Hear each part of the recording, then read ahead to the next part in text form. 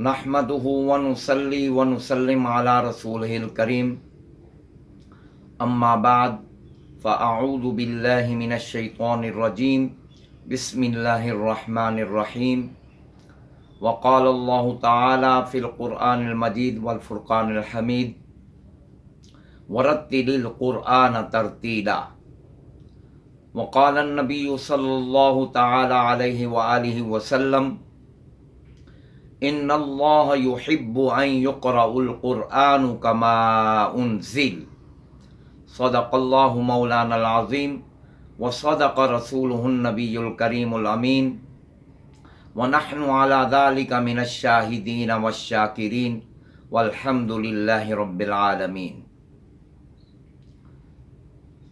इब्तिदा है उस रब्बे जलील के बबरकत नाम से जो दिलों के भेद खूब जानता है, देखती आँखों सुनते कानों को तजवीदुल कुरान से सजादुर रहमान आसिम उफ़ियान वान वालिदै का सलाम पहुँचे।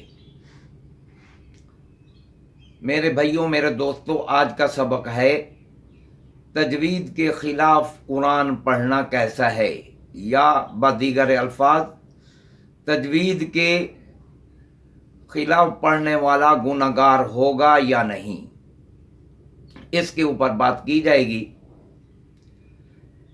तजवीद की जो मुखालफत करता है, तजवीद के ख़िलाफ़ कुरान मजीद पढ़ता है, तजवीद के मुवाफ़िक़ कुरान मजीद नहीं पढ़ता, तो वो गुनहगार है या नहीं, इसको साबित करना है आज के सबक में। तो तफसील में जाने से पहले आप तमाम हज़रात से मेरी रिक्वेस्ट है कि तजवीदुल कुरान चैनल को सब्सक्राइब करें और बेल के आइकन को भी दबाना ना भूलें और वीडियो को शेयर भी ज़्यादा से ज़्यादा करें। तो बहरहाल इस चीज़ को बयान किया जाएगा कि तजवीद के मुवाफ़िक़ कुरान मजीद पढ़ना ज़रूरी है और इसके ख़िलाफ़ पढ़ने वाला गुनहगार होगा, इस चीज़ को साबित किया जाता है। कुरानी आयत में अल्लाह रब्बुल इज़्ज़त ने अपने कलाम पाक में इरशाद फरमाया है वरत्तिलिल क़ुरआन तरतीला, कि कुरान मजीद को खूब ठहर ठहर कर इत्मीनान के साथ पढ़ो। खूब ठहर ठहर कर इत्मीनान से पढ़ने का मतलब ये है कि तजवीद के मुवाफ़िक़ पढ़ो। अल्लामा बेज़ावी रहमतुल्लाह अलैह ने तरतील की तारीफ इस तरह की है, जब विदिल कुरान तजवीदा, कुरान मजीद को तजवीद के मुवाफ़िक़ पढ़ो, इस तरह फरमाइए।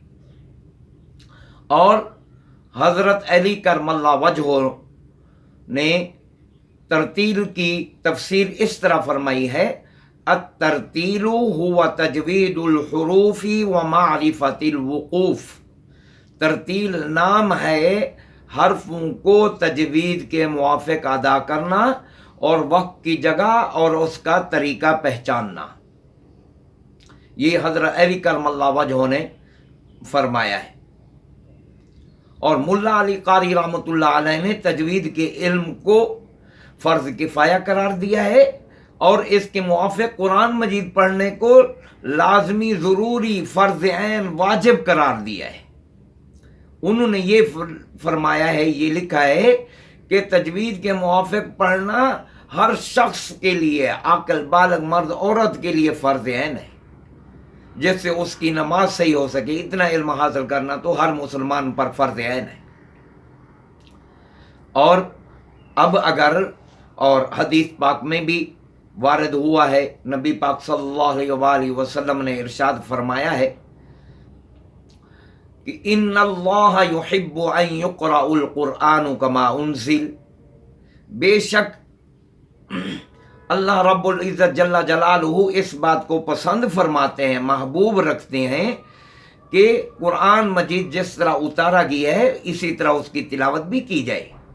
अल्लाह ताला इस बात को पसंद फरमाते हैं। ये नहीं है कि जिसका जो चाहे, जिस तरह चाहे दिल करे पढ़ता रहे, बस वो सवाब मिलेगा। नहीं, कुरान मजीद सही पढ़ेंगे तो फिर सवाब मिलेगा। गलत सलत अपनी मर्जी से जिस तरह चाहेंगे पढ़ेंगे तो फिर उल्टा अजाब होगा, सवाब तो दरकिनार अजाब होगा। تو بہرحال خلاف پڑھنے والا تجوید کے گناہگار ہوگا۔ البتہ تجوید کے دو درجے ہیں، البتہ تجوید کے دو درجے ہیں۔ ایک درجہ وہ ہے جس کا لحاظ کرنا، اہتمام کرنا ہر مسلمان کے لیے فرض عین ہے، وہ درجہ مخارج اور صفات کا ہے۔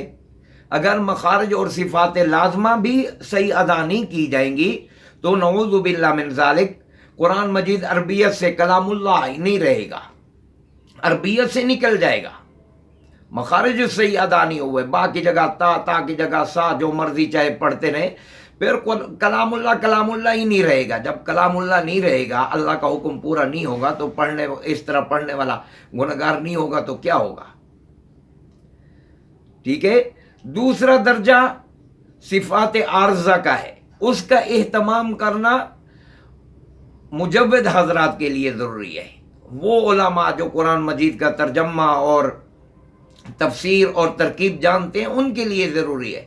جو اپنے آپ کو امام یا خطبہ وغیرہ کہتے ہیں تو ان کے لیے بھی ضروری ہے۔ نماز پڑھاتے ہیں تو نماز میں تو قرآن مجید اصل ہے، اصل رکن ہے، تو قرآن مجید صحیح پڑھنا ان کے لیے بھی لازمی ہے۔ یا میں اپنے لیے کہوں، تجوید کے نام پر روٹی کھانے والوں کے لیے ضروری ہے۔ صفات عارضہ کا اہتمام کرنا تجوید کے نام پر روٹی کھانے والوں کے لیے ضروری ہے۔ خاص طور پر میرے لیے جو مجود حضرات ہیں، جو اپنے آپ کو مجود کہتے ہیں، تجوید پڑھاتے ہیں، تو ان کے لیے اس درجہ کا اہتمام کرنا تو سب سے پہلے ضروری ہے۔ تو اس لیے ضروری ہے کہ انہوں نے صفات عارضہ پڑھی ہوئی ہیں، عام لوگوں کو اس کا پتہ نہیں ہے، تو اس سے نہ تو کلام اللہ کے کلام سے نکلتا ہے، نہ اس میں حروف تبدیل ہوتے ہیں، نہ معنی تبدیل ہوتا ہے، نہ نماز فاسد ہوتی ہے۔ یہ درجہ صفات عارضہ کا ہے۔